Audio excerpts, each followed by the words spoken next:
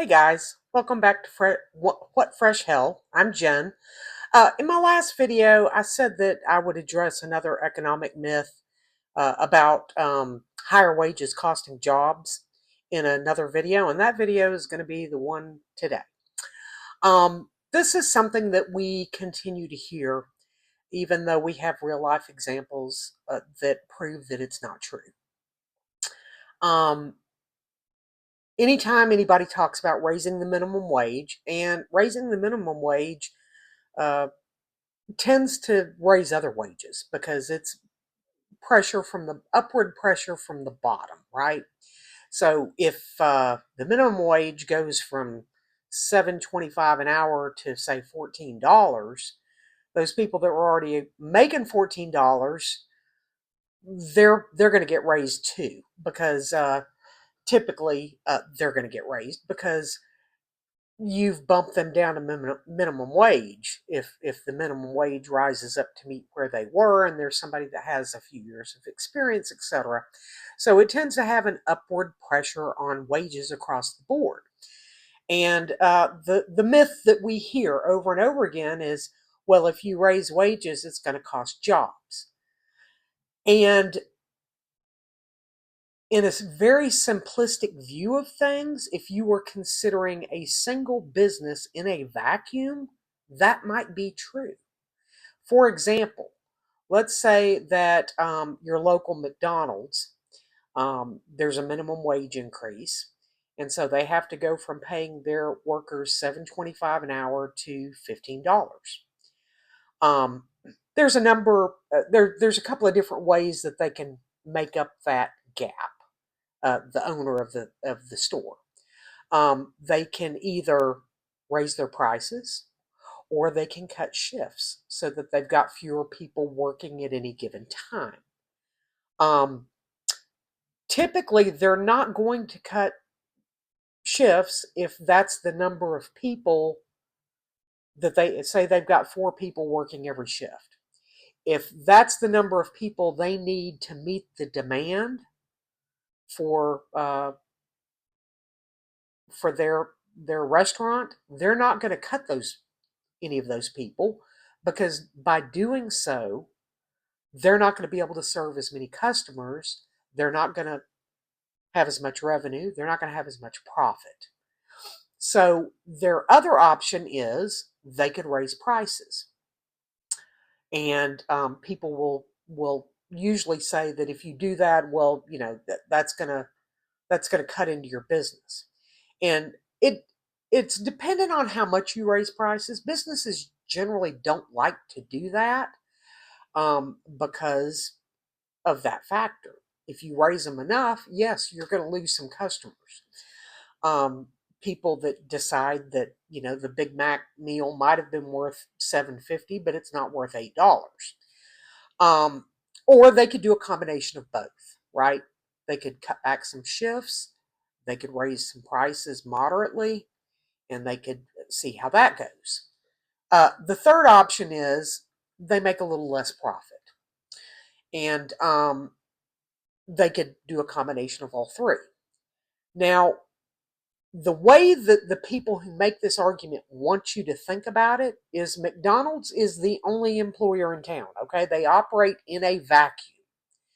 So that if they have to raise wages from $7.25 to $15, and that means that the labor for every shift of 4 people is costing them twice as much, then they don't have any option. They cannot raise prices enough to make up for that.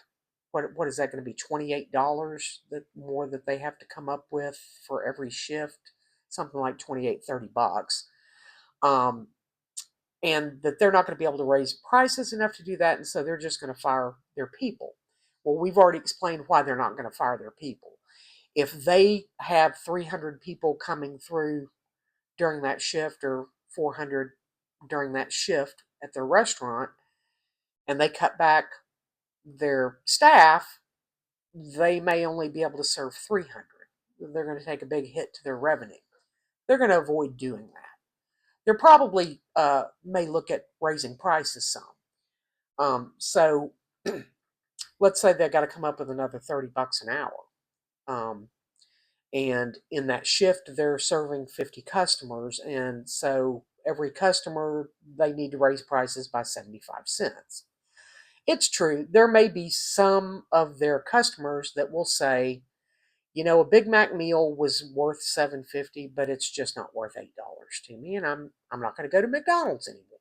That could happen. Um, is it going to be a really big factor? Probably not. That's not that huge of a price increase. That's less than 10%. Um, but that whole thing rests on, you know, this idea that they're going to have less business because they've raised prices. That all rests on the idea that they are the only business in town. And here's why I say that. Because if you have a minimum wage increase where everybody that's currently making 7.25 is now making 15, and that's going to mean that the people that are making 10 are now making 15.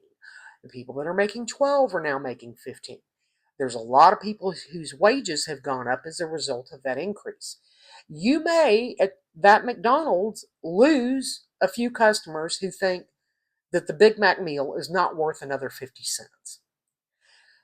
That's going to be offset probably by more than what they've lost by the number of people in the community who work at other businesses who are now making more money and can afford to go to McDonald's. So it ends up being more of a wash, more of a zero-sum game. It does not cost jobs. Employers are never going to cut their staffs below what they need to serve the demand.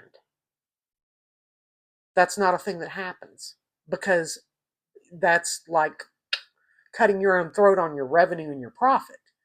So that's not going to happen. It's more likely that they're going to raise prices a little bit, take a little bit less in profit. But they're probably going to end up with more customers than they had before.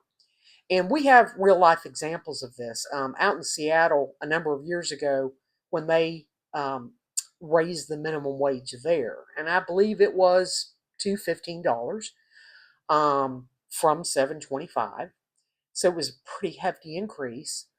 And actually, it may have been more than that. I don't know what the restaurant minimum is in Washington State.